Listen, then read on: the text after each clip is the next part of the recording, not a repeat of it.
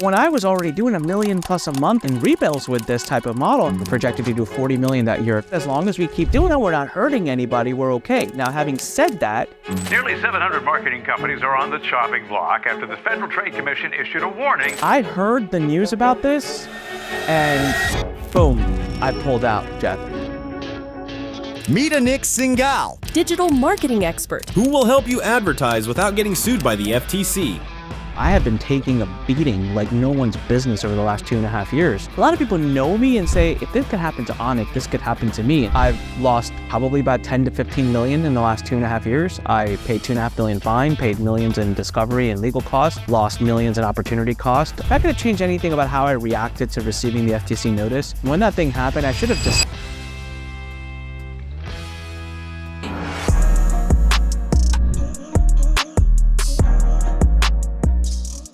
Welcome, everyone, to another episode of Unlock Your Potential. This is Jeff Lerner, your host. Always thrilled to be back with you, having amazing conversations with amazing human beings. Today is one that I've been looking forward to for a very long time. I'm joined by my good friend, Anik Singal, who normally, as you listeners or viewers of the show know, this is when I would sort of like fumble through a bio that's been provided to me. With Anik, I have no such thing. My bio tee-up for Anik is that he's kind of an OG in the digital entrepreneurship and digital marketing space. He, for a long time, ran a platform called Learn.com that I, not too ironically, learned quite a bit from. Although I would say I probably learned as much or more just from knowing and watching Anik as from their courses around, high-performance digital entrepreneurship. Anik has been through a total ringer in the last few years, which I'll let him share about. He's also a good friend and somebody I consider a mentor, like a peer mentor, in really trying to impact the world positively through digital entrepreneurship. And I'm super grateful to have him on the show. Anik, welcome. Hey, man, thank you for having me. It's an honor and a pleasure to be here. Thanks for such a warm reception and what a warm introduction. I'm excited to talk about good things, bad things, painful things, beneficial things, whatever it can do to serve people. You know what? We create the meaning of things by what we do with them, right? Yeah. So maybe an interesting tee up, just for context. We're very good friends, so we don't get to talk as much as we'd like, but this is like just another conversation of friends catching up that, every few months we do. This time we decided to hit record and do it on a podcast in a sense, but it feels like a point of arrival where it was the right time to take what Anik's been going through and to some degree what I've been going through that's similar in some ways, although to be clear, different in certain ways, and say like, hey, what can we distill from the last several years that might be of value to share with the world? And I think that's kind of what brings us here. So maybe a starting point, Anik, would be to go back to our kind of like, I'd call it a reconnection, but I think it was more like our real connection in the last 5 years. I think we knew of each other and we kind of moved in a similar orbit for years before that. But in the last 5 years, we've really gotten connected, and I consider that we've established a friendship. And it's been a really interesting parallel trajectory for us during that time. So maybe we could go back to like our first meeting in the last 5 years, which obviously I'm referring to when I came to the Learn offices and spoke, and we really connected. And then we can like tease out what's happened since, and people will have the context. But how would you say we first met? Yeah, so it was right before COVID, we had an event at the Learn Center. It was a webinar con. It was the first webinar con. I think we're doing this year's like our 5th or 6th one. It was at the Learn Center. It was the who's of who of the marketing community. I mean, it was just like the biggest honchos. And it was quite an event. It was a lot of fun, a lot of work. I did not enjoy that event from a attendee perspective because I was running the whole thing with my team. Subsequently, I have since enjoyed many of the future webinar cons because they were easier to run. But that was where we got a chance to shake hands, and you were just at the beginning stages of launching at that time Entre Nation, and so you were sharing the idea with me, and I was like, oh, it's cool, But of course, I was distracted, right? So I just wasn't fully focused on it. And I still remember, it's really funny because I remember you left a little early, and we were out in the lobby talking, and I just kind of like, you walked off. I was joking, so it was like a cowboy film, like you kind of like walked off into the sunset. And I remember like wanting to catch you real quick because I had something else to say, but then I was like, all right, whatever, I'll catch it later. And I feel like that was the last we spoke for months. And then months later, I remember I heard from someone, they're like, oh, do you know who Jeff Lerner is? I said, yeah. And they're like, oh, he's doing millions a month. I'm like, huh?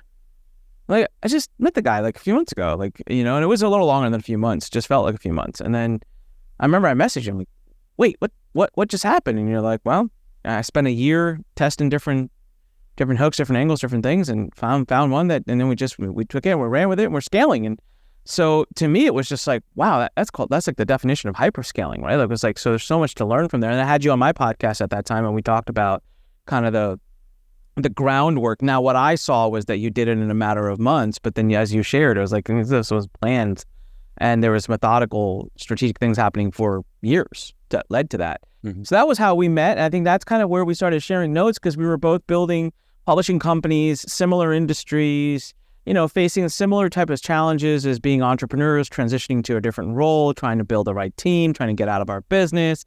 And then, you know, of course, my thing happens with the FTC in 2022, and that sends me down a completely different journey in which, you know, blessing and a curse to me because it destroyed everything I'd built, but a blessing it's become for the industry. I've been able to share my learnings and teachings to come to other people and warn them and say, hey, beware and make changes. So we've just kind of gone through that journey together, I like to think, and then all the different phases been able to offer each other, you know, whether it be advice or just a shoulder to say, I'll listen, right?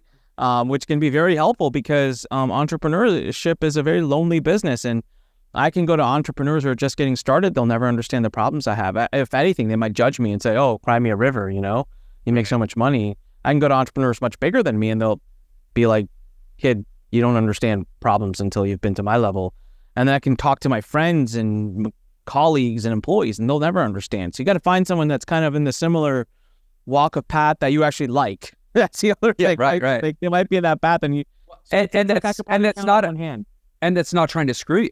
Honestly, that's not trying to. Well, yeah, and that's why I said I probably count on one hand the number of people that I could have that level of conversation with. So, so I think that's probably one of the reasons why we find ourselves constantly catching up, and openly and vulnerably sharing the truth. Deal.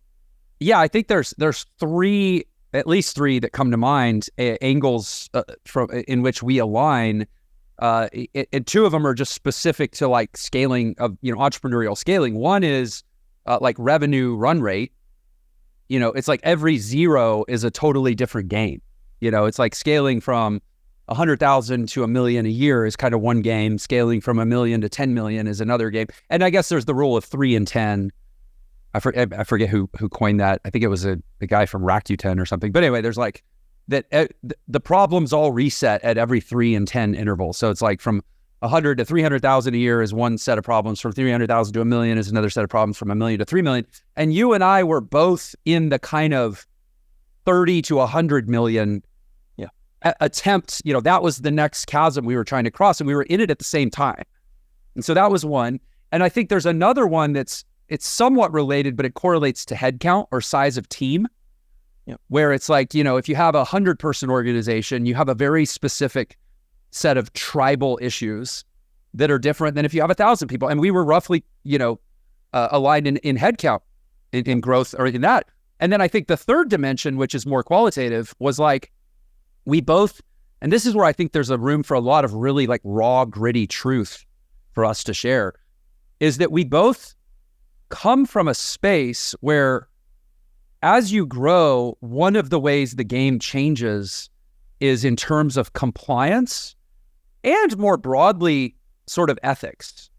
And what I mean by that is the space of teaching people anything that remotely has to do with skills that help them make more money. So anything to do with entrepreneurship, like if you're Y Combinator and you're receiving people that already have ideas, already have early stage business plans, and you're maybe just connecting them with capital and supporting them in a incubator bubble to flesh out their ideas, that's one thing. But when you're actually trying to teach people those skills, which is a huge swath of the internet, right? A huge swath of the internet is these gurus and these courses and these programs to help people learn skills to be able to level up their life materially. When you start out, everybody kind of starts at the same point. I know you and I both started as like scrappy somewhat even desperate entrepreneurs that are like, just please teach me a skill so I can make a buck because I want to improve my life. And that's how it starts. But as you escalate through that industry and you go from, at some point you graduate from being only a learner to a learner and a teacher, because as you acquire these skills, there's great value and other people want to learn them too. Then, that graduation from learner to learner and teacher, there's a new compliance and sort of ethical burden of like, how do I responsibly convey this information where it doesn't get caught up in the hype of the direct response marketing that is traditionally how you sell this type of information. And then as you start to scale, there's more eyeballs on you. There's more potential for a pissed off customer to go try to, report you to an AG or create a federal case. I mean, eventually, if you do enough business online, you're going to piss somebody off. Yeah. And that's kind of the next level. It's like, when am I big enough to know for sure that I've pissed a person off? And then when am I big enough to know for sure that I've probably pissed multiple people off? And then when am I big enough that the combination of knowing that I've pissed some people off and I'm at the size that I'm at means that I'm at the level of what could be considered a target for somebody in some agency somewhere to want to come make a federal case of, literally, because that's how they get promoted. And then it's just like, it just elevates from there. So anyway, I think that's a big setup. So it's like over that period of time, the few years that we've been pretty close friends here, we've both been navigating that reality that I'm describing, and we've had different journeys. So with that context, maybe you want to pick up and say, well, where did you go from there? Yeah. So look, when I started in this industry over 20 years ago, and when I say this industry, I'll say the whole internet marketing, digital entrepreneurship, startup business, I knew right out the gate, I'm talking I started in college, and within the first 2 or 3 years, I figured out that, okay, I'm in a heavily regulated industry that has the attention of this 3-letter agency called the FTC. And so I've had a quote unquote compliance attorney for I think 12 or 13 years. And so I took this stuff pretty seriously. And what I had picked up, to the degree that I can tell you about factual things that we did in our business that show that we were absolutely tuned in and worried not in a bad way, but in a good way. We worried in the sense of, hey, we want to play by the rules and we don't want to do anything that disrupts that. Back in 2008 and 10, between that, there was a huge crackdown on all the forced continuities, and there were some really, really nasty players using the CPA marketing world to do some really nasty things. Now, back then, I used to be really the king of free trial continuities. I mean, I would do launches where I'd send out 15,000 DVDs that were bought. Do you want to explain forced continuity real quick for the audience? Yeah, absolutely. So basically, let's say you get an offer that's like, hey, buy this, get this DVD for free, shipping and handling. So you pay $10, we'll ship you this whole DVD. Back then, it has all these lessons and CDs and like a workbook and all of this package. And you're subscribing to a $97 a month program that will start to rebill in 21 days. You have 21 days to cancel. If you don't cancel, it's forced continuity. It's not really forced continuity, but that's what they call it. So obviously they can opt out of it, but they have to opt out of it. And so some really, really horrible players started to do this thing where you would come and opt into something. They didn't even tell you there's a continuity, but then they would do even nastier. They would take your credit card and send it across 7 or 8 different merchant accounts and bill you random amounts like $7.87 a month or $39 a month here and $92 a month here. And they would use these names. The merchant names would be things that you were used to, like similar to like local like restaurants and all of this stuff. So you'd kind of like, it would fly under the radar, but someone would basically buy this like one Google cash kit to learn how to make money on Google. And next thing they know, they're getting billed a couple $100 a month from all these various places, right? So what happens is it's almost always the very obvious scams that then it's like the bad apples that ruin the lot, right? So when the regulators go in to regulate the bad apples, they have to put rules in place that kind of blanket. And so there's collateral damage. In my time, what happened was this was such a wide knockdown on forced continuity that even the merchant accounting banks got freaked out and started them. So what they did is there was the level, FTC level, then the MasterCard Visas came in, Amex came in and said, oh, we don't want to get in trouble with the FTC. So they had their own level So it was whatever the FTC found to be concerning, while the banks, the merchant providers said, meh, we're going to be even more cautious. And then the banks that then provide the merchant accounts to MasterCard, Visa, and Amex, they added a third level saying, no, we want to be even more cautious so that we create all this cushion between what the FTC thinks is not allowed and us. So when I was already doing $1 million plus a month in rebills with this type of model and I was scaling it, I heard the news about this and boom, I pulled out, Jeff. I was like, I'm done, not doing it anymore. And so my bank calls me and my bank says, Anik, we did 2 levels of lists. So now I'm 4 levels down. They're like, we did the list that we're like, okay, we can't work with anymore. That's the 3rd level. And then we did a 4th level, which was a warning list, meaning we'll let you still process, but hey, warning you. They're like, you didn't even make it to the warning list. You're fine. You're doing it great. Your chargebacks are great. Your refunds are great. You don't need to stop this. And I said, I'm out. I'm not messing around with stuff. So this was my kind of perspective towards, playing the game in a safe and in an ethical way from day one. And then again, when was that? How many years ago was that? That was between 2008 and 2010. So this is like 15 years ago. Yeah. And so I pulled out of that and I reinvented my business back then and went more to, got away from the continuity, went more to low ticket and then eventually high ticket and then eventually telesales. Now with telesales, I knew one thing. I don't want to run a sales team that convinces people to mortgage their homes or pull money from their retirement accounts or round robin on 7 credit cards or use creative financing to put people in trouble. That just felt like I gotta go to bed at night. I gotta get up in the morning and look at my wife. I gotta look at God and that. I'm just not doing that. I don't want to make that kind of money. So I had all these heavy regulations on my sales team. Like we couldn't sell anything over 10K. There was no creative financing allowed. I had a full-time paralegal hired in my company to review every call that led to a sale. I mean, we were trying our best, but here's the point I'm trying to get to. For over a decade, the adage I was given by our attorneys was this. Look, the Federal Trade Commission, they are there to protect consumers, and they pretty much aren't that concerned about you unless you're creating complaints. If you're creating a lot of complaints, they're going to come look. And I said, rightfully so, as they should. So we built a company that revolved around the KPIs we understood and were given, and we focused heavier on those. So we had a customer support team that was 3 support teams worldwide running an 8-8-8-hour shift. So we were 24 hours covered, 36-minute response time on average, even though we had 20,000 plus transactions a year that we were processing. Out of 20,000 transactions a year we were processing, only about 20 BBB complaints a year. That's minuscule. It's almost nothing. And by the way, 100% resolved. Our rating at the BBB was an A. We had weekends covered, nights covered, holidays covered. We had a refund rate that was below 5%, a chargeback rate that was below 0.7%. We had the same merchant accounts for the last 15 years. We hadn't lost ever one. I have never received a single legal notice from any customer. I've never had to settle with any customer, not one vendor, not one contractor. So we ran a great company that people loved. And I'm just really feeling that as long as we keep doing that, we're not hurting anybody, we're okay. Now, having said that, the rules are the rules. And at some point, and as is their prerogative, they can do this. I can't back this up. This is my assumption. It feels like if I watch the cases that are coming out over the last few years, it feels like the new kind of order was, hey, complaints or no complaints. And actually, I heard them say this, complaints or no complaints. The policies are the policies, and that's what we enforce. It seems like a bit of a different approach to managing this. And so now the rules are the rules, right? Whether you have complaints or not. Because one of our first lines of defense when we did get the notice in May of 2022 was, hey, what gives? We don't even have any complaints here. Our BBB is clean. We don't have any chargeback issues, refund issues. What do we do? Who do we hurt? Why'd you? It's like, well, look at these statements. Look at this statement. Look at that statement. And we're like, okay, but who do we hurt? And it's like, it's irrelevant.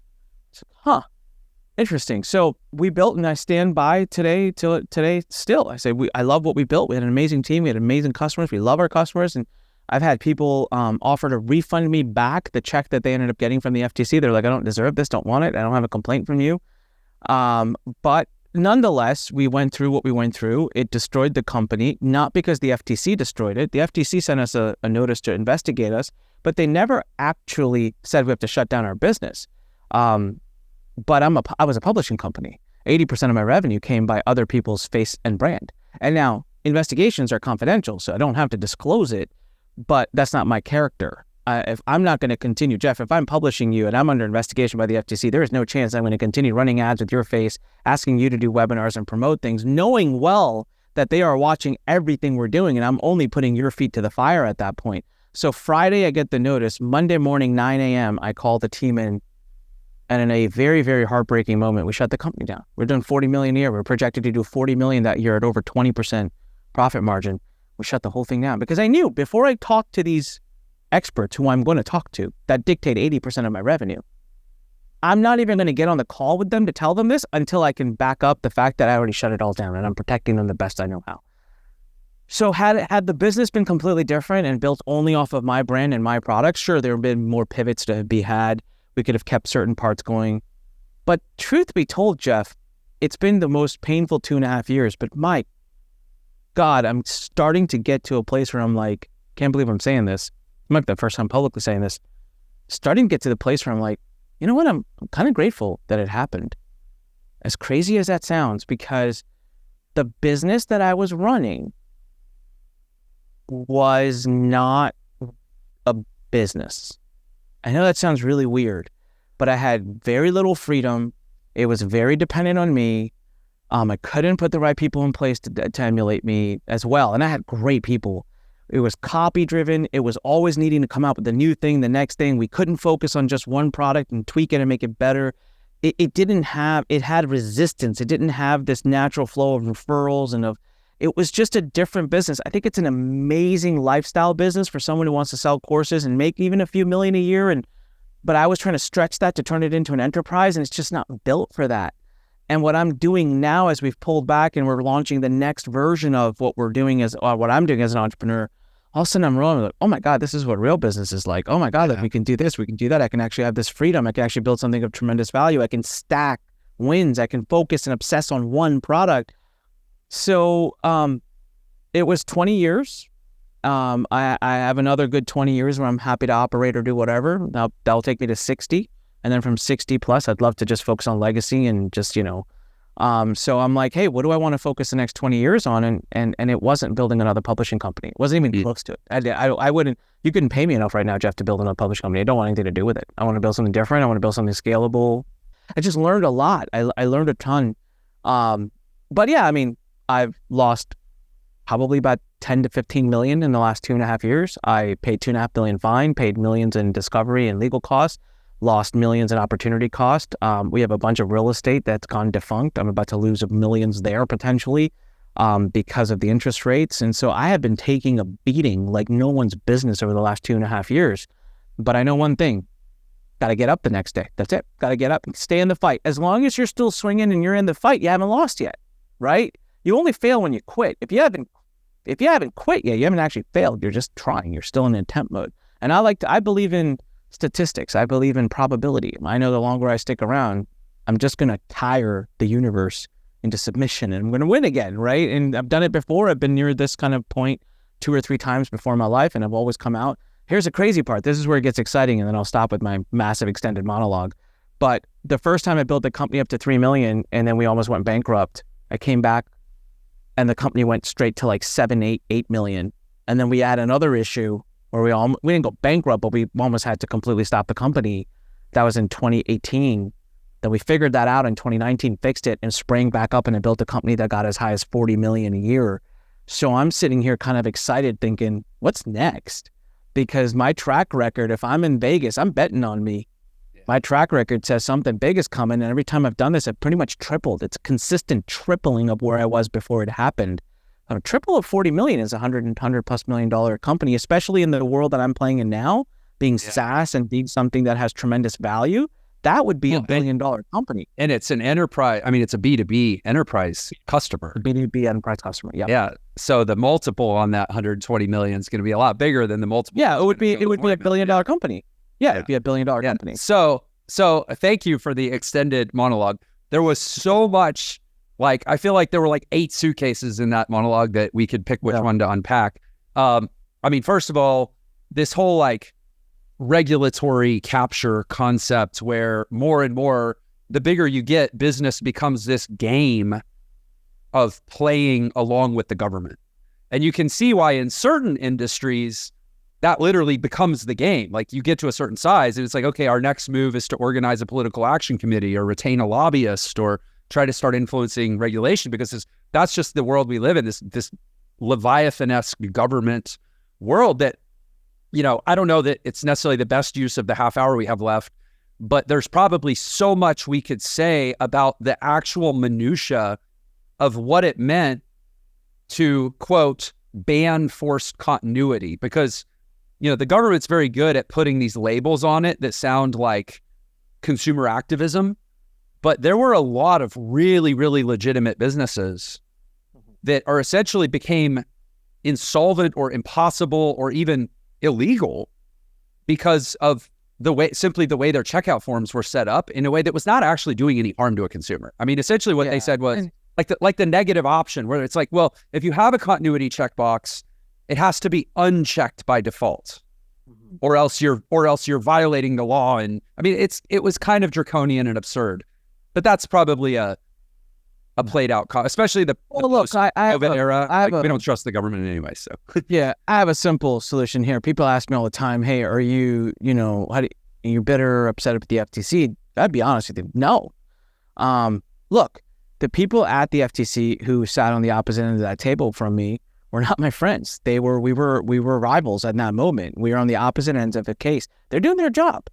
And so do I agree with all the rules that the FTC enforces or puts out? I mean, we wrote about it in this book. Do I agree with all of them? I don't. But am I going to sit here and badmouth an agency that follows political guidelines that are given down to them? Like, no, I'm not.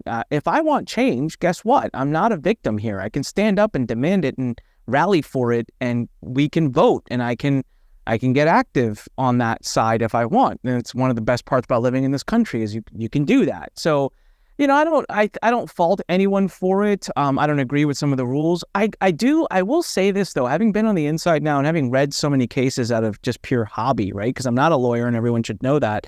I'm never giving legal advice. I'm just giving my experience. But having read so many cases, man, you read some stuff, you're like, God, that sucks.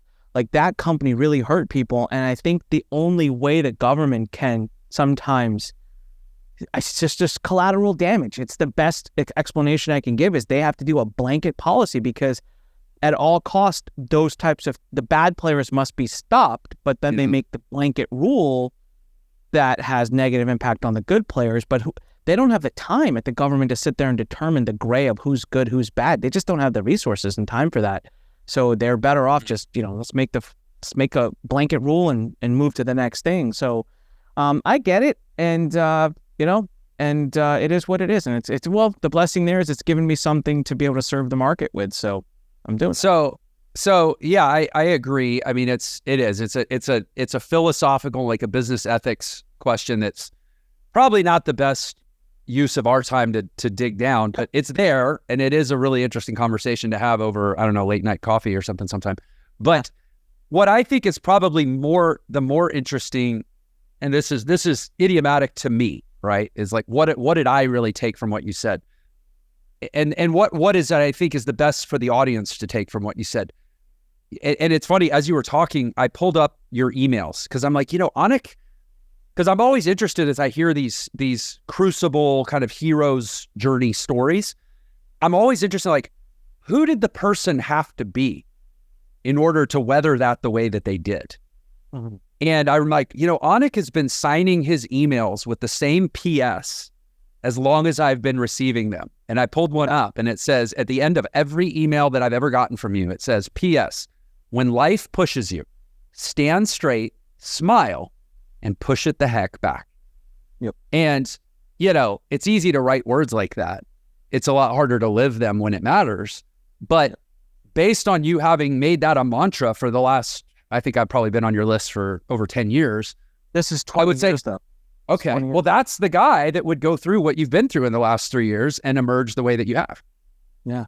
Yeah. And, there's a whole, I don't know how I came up. I came up with it in college. So this is 20 years.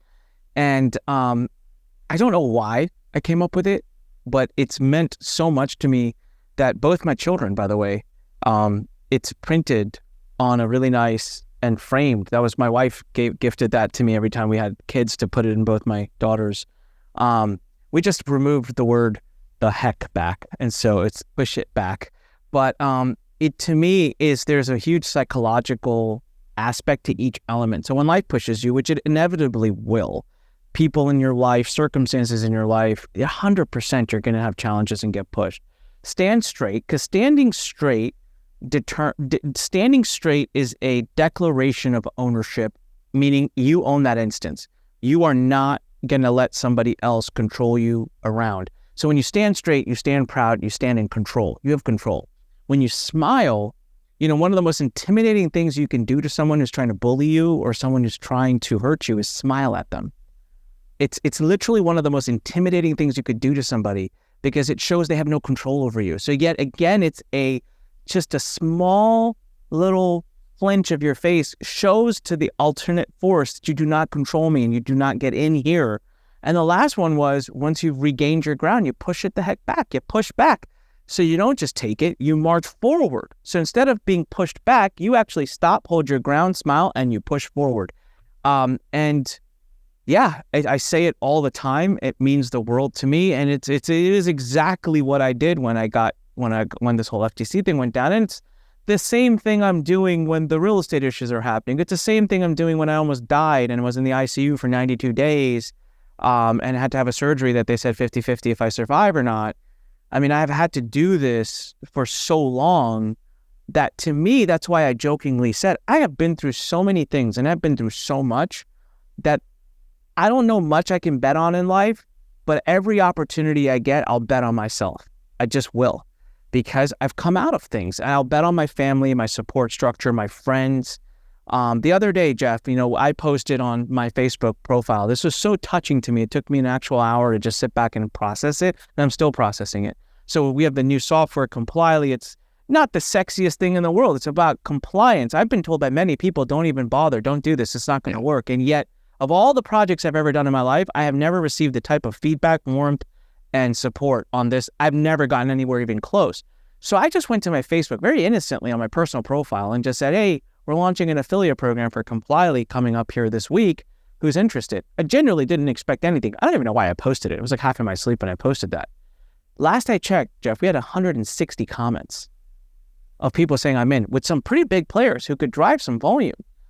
And I was shocked. I'm like, I was not expecting that. But this is me again saying I'm betting on my network and the people in my network and the genuineness of my redemption, the genuineness of what I'm now trying to do, of how I'm taking my pain and turning it into others' gain, taking my mess and turning it into my message.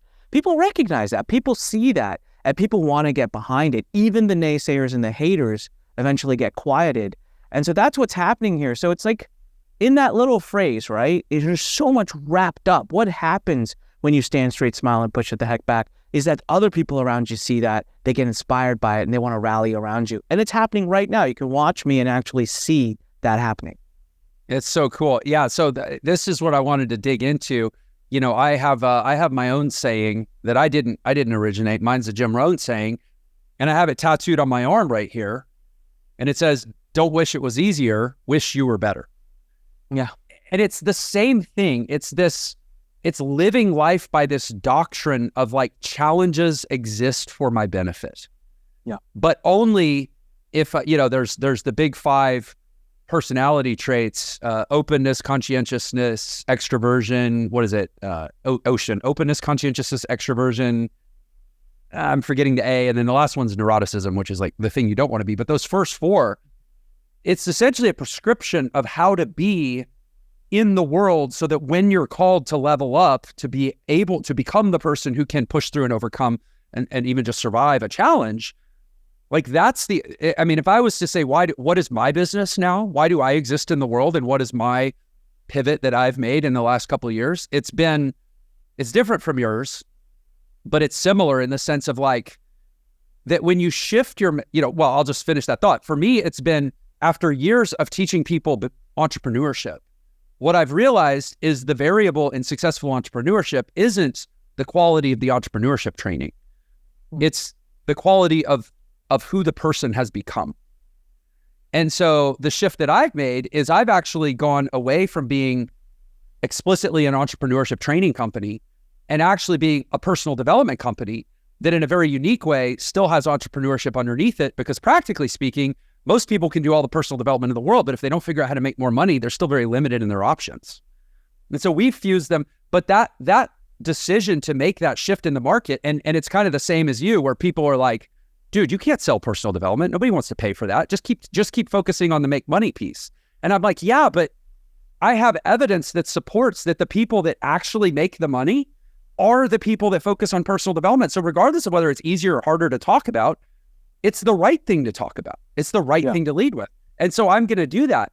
But then as soon as you start going against the conventional wisdom, you go from being part of the herd who feel a lot of security simply by belonging to a group that has a lot of other people saying the same thing in the echo chamber.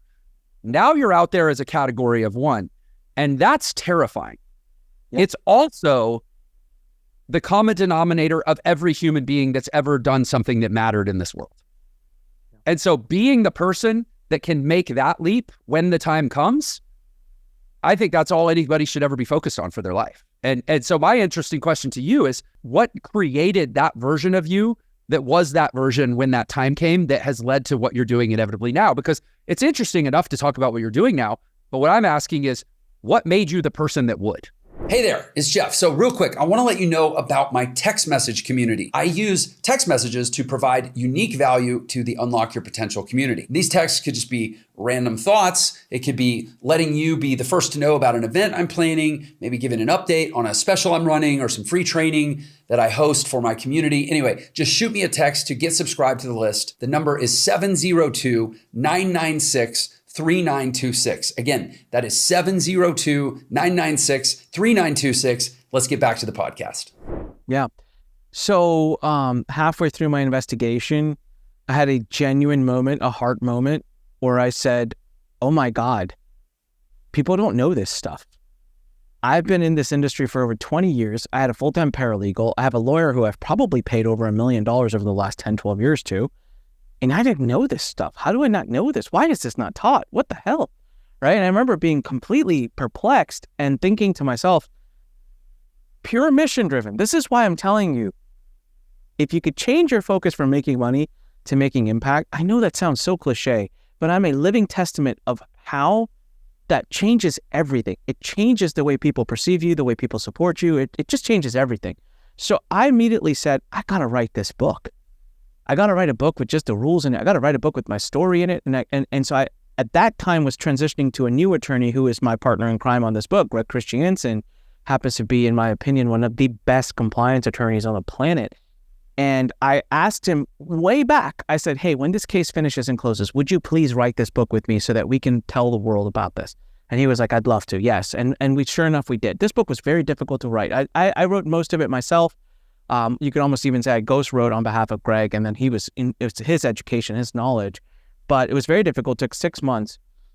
And I had honestly no reason to believe it would even sell well. Because again, let's talk about advertising compliance, right? It didn't feel like a sexy topic, but it just needed to be done. That was my thing. And also, Jeff, I am a mission-driven person, man. Money is not what drives me, but waking up with no hope about what I'm doing, waking up feeling like I have no mountain that I'm rushing to the top of, doesn't settle with me. That's how I'll fall into depression. So this gave me a new mountain where I said, I get to get this message out to people. And I genuinely meant it from the heart, that I just wanted to get the message out. And then that led me to developing other ideas and other thoughts. Like, for example, the software was a solution that I proposed for myself because I was tired of paying 20, 30 grand a month in compliance reviews. And at that time, I was in the middle of an investigation. I have to pay that kind of money. I have to make sure everything is reviewed. Well, I thought, there's AI. Like, can we figure this out?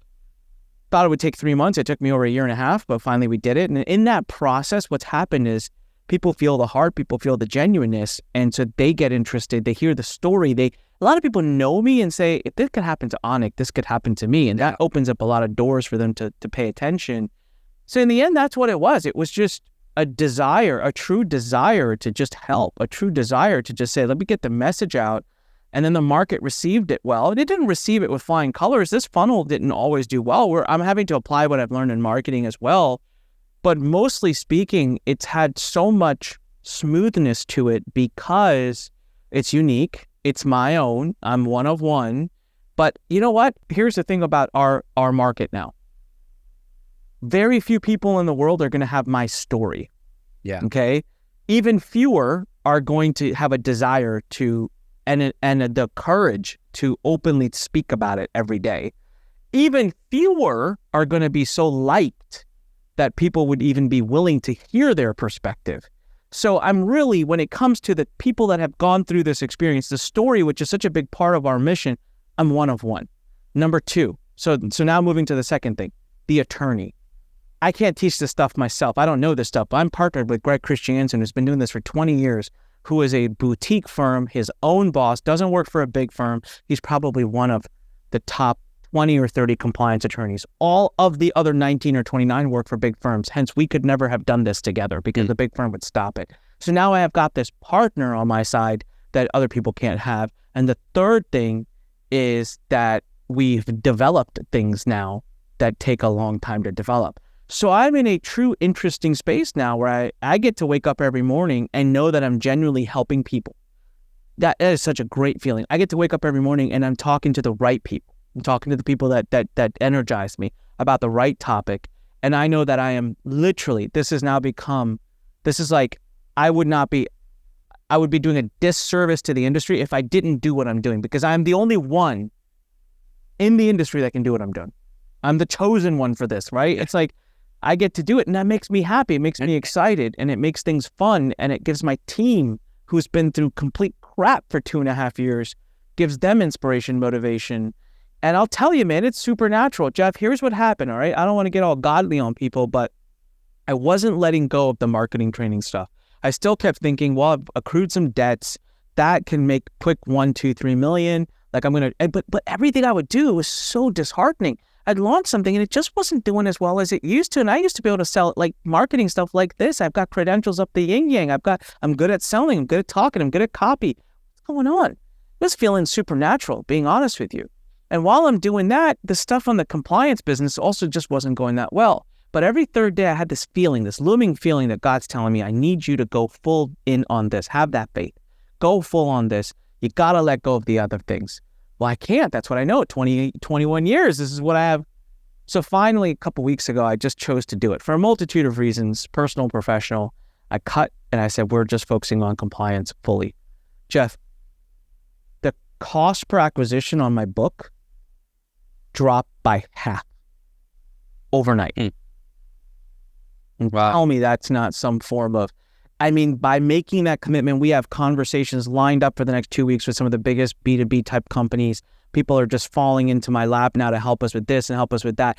I had momentum, but nothing like that. But it wasn't until I made the decision to do what I knew was right, which will create lots of short-term pain. But I understand long-term it's the right thing and it's going to create a much long-term gain. When I made that decision, I listened to something Patrick Bet-David said and this sealed it in for me. Patrick Bet-David, someone asked him, he sold his health insurance company. They said, why'd you go into the insurance industry? And he says, you know what? I asked myself a question many, many years ago when I was starting off as an entrepreneur. I said 2 questions. Number one, what do I see being recession proof? What is something that, good economy, bad economy people need? Insurance, always need it. Number 2, he said, I asked myself, what am I willing to do for 20 years? That last question, man, it really hit home with me. Because when I was building the publishing company, I would never, ever have told you I was willing to do it for 20 years. I was always just looking at 6 months ahead, 4 months ahead, the next big millions, the next milestone, to sell the company. This business, I could tell you, I could see myself going to law school and getting a law degree to continue to support and help. Like I can see myself really vesting into this. So I took a step back, and that's one thing I would have changed, Jeff. If I could have changed anything about how I reacted to receiving the FTC notice, I think the fighter in me, what I would have loved to have done, sometimes you got to sit out a few rounds just to recollect yourself and heal. And when that thing happened, I should have just stepped back. I should have let things go. I should have shut things down. I should have taken a few months to find my heart, figure out what I wanted to do. But I was so busy trying to recoup and recover that I was missing the points. It took too long. But that is something that's been really big on me. And so anyways, that's the story. That's how I got to where I am and why I think I have so much momentum.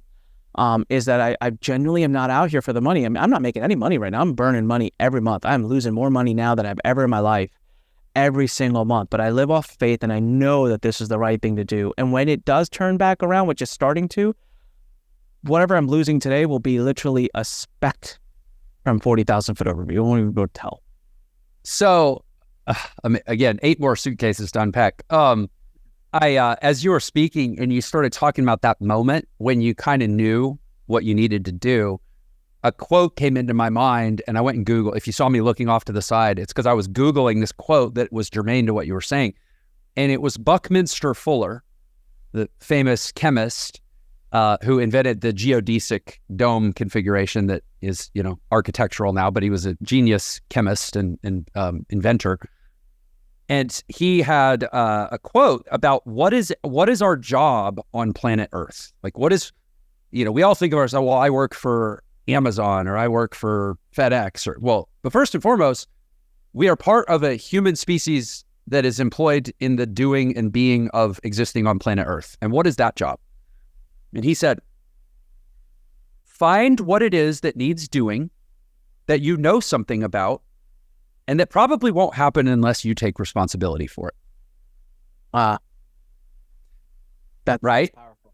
And that's powerful. And that if every human just lives their life oriented towards that and can essentially process everything that's happening in the meantime until you find that thing as boot camp, training, preparation, whatnot for when you find that thing, life takes on a very different perspective than if you're always trying to extract your meaning purely from the moment that you're in.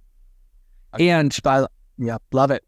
Yeah, I'm thinking back to every little pivot of my business 20 years that led to major results, and it would fit into that quote perfectly. I did the thing that needed to be doing that I was the best fit to do.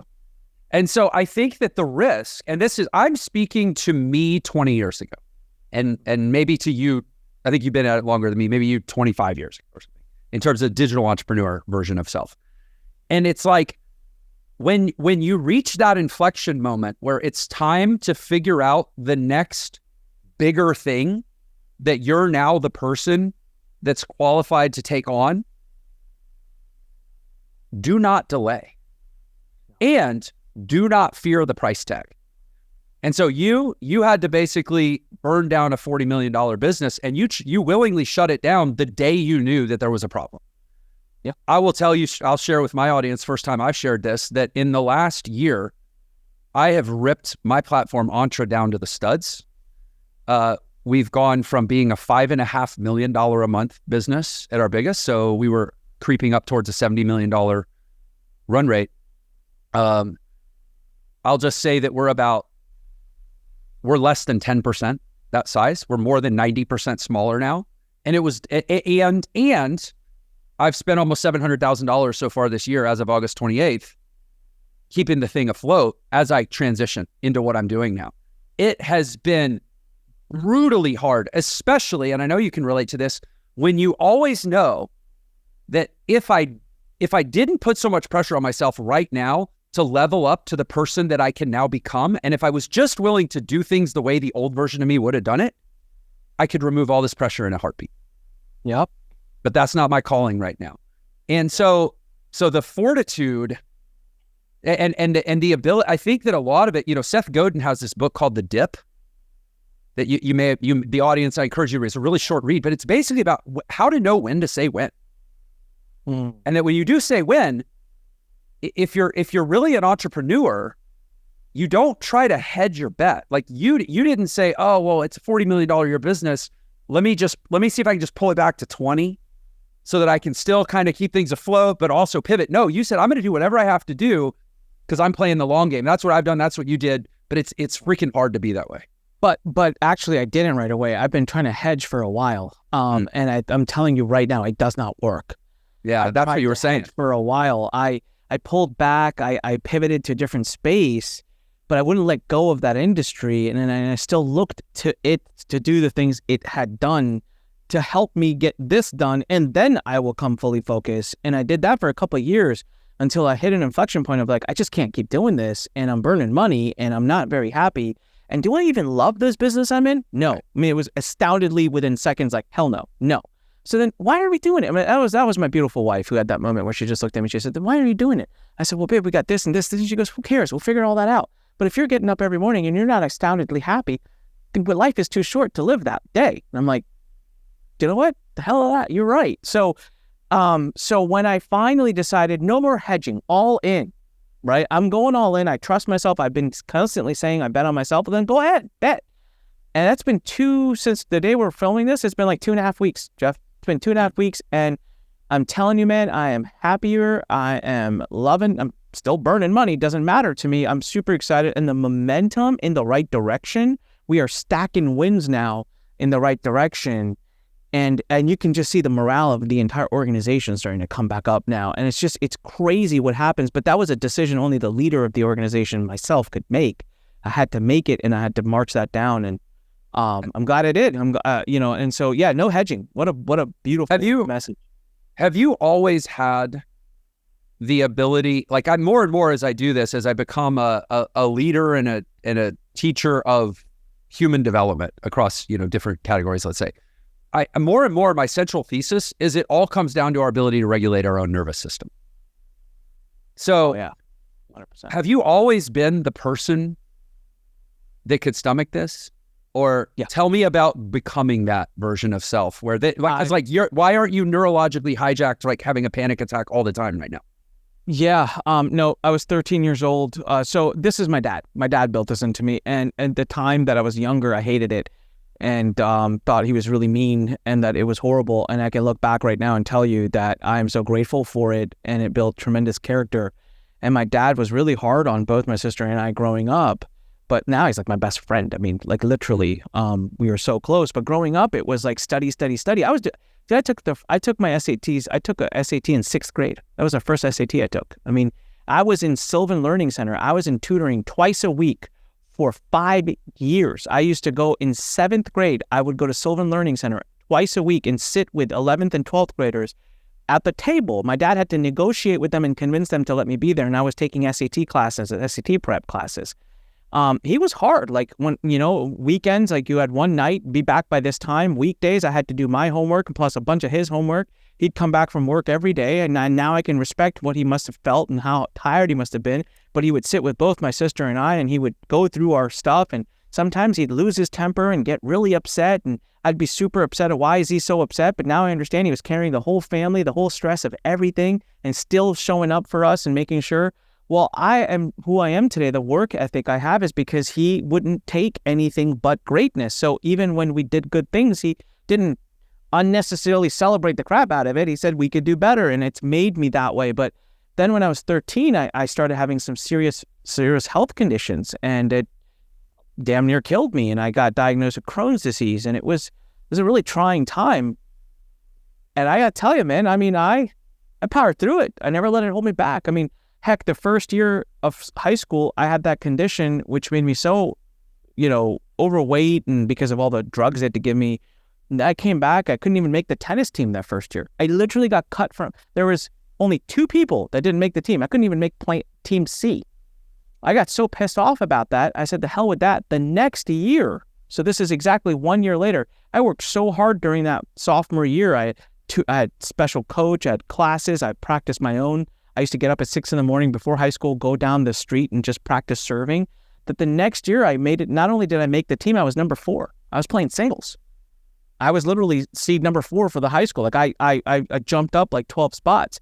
So that was how I was wired, right? And a lot of that goes back to, again, my father just kind of letting us know that you can always do better and you should continue to strive. So I've always had this mentality because of that. I believe that when you get knocked down, it's really a choice whether you're going to stay there.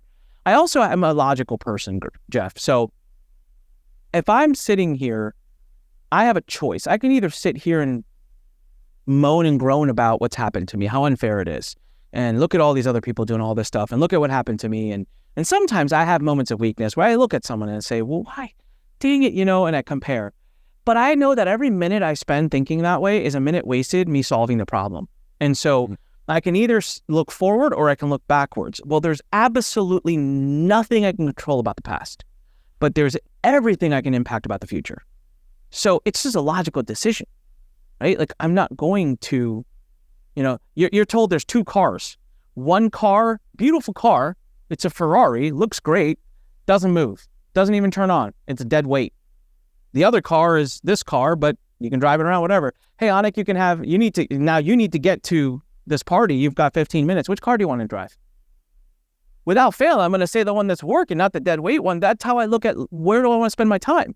My past, which is the dead weight car, or the car that's got potential to move, which is my future. So I just kind of have a logical discussion with myself. And I just tell myself, if you want to have a pity party, you want to be upset, that's fine. Go ahead, do it. But let's give it a definition. How long are we going to do this? We're going to do it a day. We're going to do it a week. We're going to do it for an hour. After that, get over it. Let's move on. So I don't hide the feelings. I don't bury the feelings only for them to come out some other time. I feel the feelings in a controlled environment, and then I move on. So it's interesting because I know you. I do know you to be such a logical person. It's something we've talked about, but it's interesting to me that even still, there was almost like you said, you're like, I don't want to get all preachy and godly and stuff. But the reality is, even hyper-logical Anik had to reach this point in order to unlock the next growth cycle that almost defied logic in the sense of like, okay, I'm going to stop hedging. I'm going to stop making a practical second bet. I'm going to go all in. I'm going to burn my boats on the thing that I feel called to do. Yeah. Talk to me maybe about that moment where you actually had to override logic. Yeah. So first, you're right. I mean, you got to turn to faith a little bit. You got to really feel and believe that, okay, this is the godly calling. So I'm going to have a supernatural force helping me. But it also was a logical decision. Let me explain why. I have a bunch of people left with me that are still working with me that are making far less money than they should be. They could literally within 2 or 3 days get double the amount of money, if not more. But they're still here. Why are they still here? They're here for me. They're here because they're betting on me.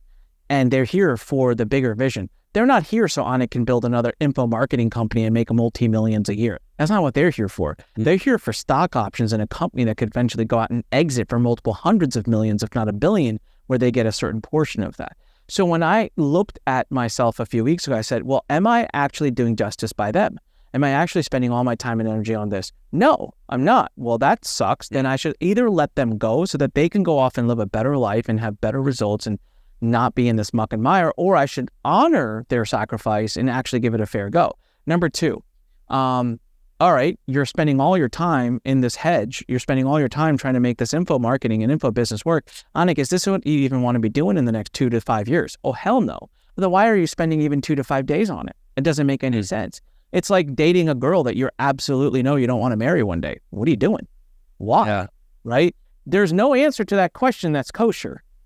Right? There's no answer to that question that's a good answer that you would ever want to make. So that's the truth, right? So you're why are you in this industry? Why are you doing this thing when you're really here? So I started to have this logical conversation, and then the fear came up and said, okay, well, what if? And I said, okay, what if I make this big decision and it doesn't work and I lose money? Well, what are you doing today? I'm losing money anyways. This isn't working anyways. I'm not solving any problems. I'm actually making it worse. I'm digging deeper, making my debts more. So logically speaking, I should also focus here because it'll stop the bleed. It'll put focus here. And you know what? I'm spending so much money building this software. If it's going to fail or flop, I'd rather know that now than a year in from now when I've spent another $500,000 building it. So logically speaking, let's go all in. And the last piece, which was a logical kind of parachute that really allowed me to make this decision, is I said, Anik, let's have a real heart-to-heart with one another. Your family's not going to go hungry. You're not going to have a roof over your head issue. My skills are too much. My network is too great. I can call people, message people, and get gigs. I've done this before when, 2010. I can make more money just being a consultant. Yeah. I could make $1 million a year just being a consultant. So look, what's the worst that can happen? You have to deploy your parachute? You'll deploy your parachute, but right now, what are we doing? It makes no sense. So actually, it wasn't just spiritual. It was almost like, yeah, spiritually, yes, but like then factually and logically, it was like, dude, this is the only decision that makes any sense. Not doing this is insane. And so I encourage people that are at this crossroads to think different and to look different and to actually make their decisions. It was actually emotion that was keeping me locked up in business. It was actually emotion. And if you need to look in yourself and see where is emotion locking you up, whether it be a relationship or whether it be a business or whether it be whatever, So I just have to interject. You've basically just given a magically aligned infomercial for why it is that in my life, I'm shifting towards putting personal development at the forefront of entrepreneurial growth, because the unlock for the next level of thinking and doing and being in the world is typically a personal transformation. It's something emotional or even spiritual. It's usually not some new tactic that you learned from some video you watched on, some Udemy course or something. Yeah. And that's why you gotta go deep within. And there's two ways to go deep within. You either proactively choose to do that kind of work, or you wait for what my friend Bruce Feiler, who literally wrote the book on such things, calls the next life quake to happen, which is a life earthquake. That if you don't do the work now to look within and find where you're bound up emotionally, psychologically, spiritually, whatever, and do and heal and grow through that to unlock the next level, then eventually your life is life will shake you up for you, and it'll probably be more painful and expensive if you wait. So it's just interesting. Thank you for validating what I'm doing now with my life. Hey, so listen, I know we're over time. Knowing you probably are 10 minutes late for a meeting. I'm going to wrap. Anik, thank you so much for being here, man. This has been incredible. And we're all cheering for you to watch it grow from here. Thanks, buddy. Thank you, man. I appreciate you having me. It's been great, and always great to connect with you. Yeah, and share with the audience. I know, obviously, Don't Say That, the book, the social media, the business. Please tell everyone how to find you. Yeah, please. So don'tsaythat.com, guys. Grab a copy of this book if you want to learn how to stay out of the grips of different regulations, personal lawsuits, consumer lawsuits, class action, FTC, state AGs. This book is a really fun read, believe it or not. I know it's compliance, but it's written by a copywriter. It's story-driven. You'll get a lot of specifics. We've now moved over 2,200 copies of it. People love this book. The next thing I would recommend is come down to check us out at complyly.com, COMPLILY.com, complyly.com. We just launched our new freemium feature, which allows you to kind of quickly copy paste your sales page, and we'll give you a score. We'll let you know how it is. It's an AI-powered software. It works within seconds. You can experience it live before your eyes. So come check us out at Complyly, grab a copy of the book, and let us know how we can serve you. And Jeff, always thank you so much for the support, and love what you're doing, man. Hey, thanks, man. Incredible. I'll probably be running some of our stuff through it too. And of course, to all you viewers and listeners out there, you know what I'm going to say. You're the best part of the show. You're why we do it every time. Thanks for this time, and can't wait to see you next time. Take care.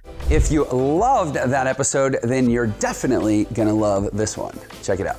Fundamentally, there are only two important functions in a company. Somebody's got to make it, and somebody's got to sell it. And that's Apple. Steve Wozniak makes it, Steve Jobs sells it. And everything else you can hire or you could postpone. If you cannot make it as an engineer, you better be good in sales.